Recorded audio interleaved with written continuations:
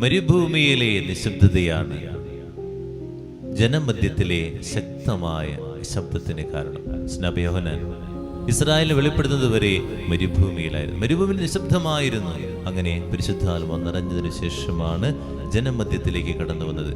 ദിവ്യകാരണത്തിന് മുമ്പിലുള്ള നിശബ്ദതയാണ് ജനമധ്യത്തിൽ ഏറ്റവും ശക്തമായിട്ട് പ്രവർത്തിക്കാൻ നമുക്ക് സാധിക്കുന്നത്. ഇതൊരു ചാർജിങ്ങാണ്.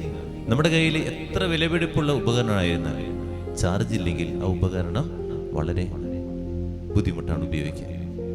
ചാർജ് ഇല്ലാണ്ടാകുമ്പോൾ നമ്മൾ നിരാശപ്പെട്ട് നടക്കണ കാണും. ഇത് തന്നെയാണ് നമ്മുടെ ജീവിതത്തിലും പ്രശ്നം.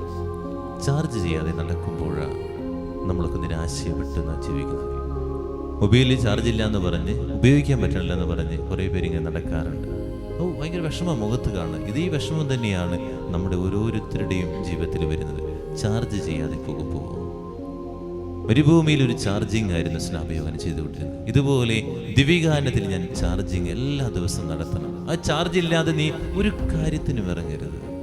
ഇറങ്ങിക്കഴിഞ്ഞാൽ നിരാശയായിരിക്കും. ആ ദിവസം നിരാശയായിരിക്കും. ആ ദിവസത്തിൽ പല കാര്യങ്ങളും നടക്കില്ല. അതുപോലെ തന്നെ കുറേ പേര് നമ്മൾ ചൂടായി എന്ന് വരും. എപ്പോഴും ഇങ്ങനെ കുറ്റം കണ്ടുകൊണ്ടിരിക്കും.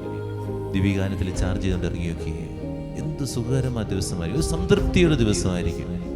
ആത്മാവ് നിറഞ്ഞ ദിവസമായിരിക്കും. പാപത്തിന്റെ കറ ഉണ്ടാകരുതിട്ട് അവന്. പാപത്തിന് വെച്ചിട്ട് ദിവ്യകാരണത്തിൽ വന്നിട്ട് എനിക്ക് നിരാശയാണെന്ന് പറഞ്ഞിട്ട് കാര്യമില്ല. പാപമില്ലാത്ത ഒരു വ്യക്തി ചാർജ് ചെയ്ത് മുന്നോട്ട് പോയി ശാന്തമായി കർത്താവിന് ദൂതനെ അയച്ചവന് മുന്നോട്ട് ഇങ്ങനെ കൊണ്ടുപോകും. അതുകൊണ്ട് ദിവ്യകാരണത്തിന്റെ മുമ്പിൽ ശാന്തതയാണ് നിന്നെ ഏത് ജനത്തിന്റെ മുമ്പിലും തലയുയർന്നു നിൽക്കാൻ കർത്താവ് അനുഗ്രഹിക്കും.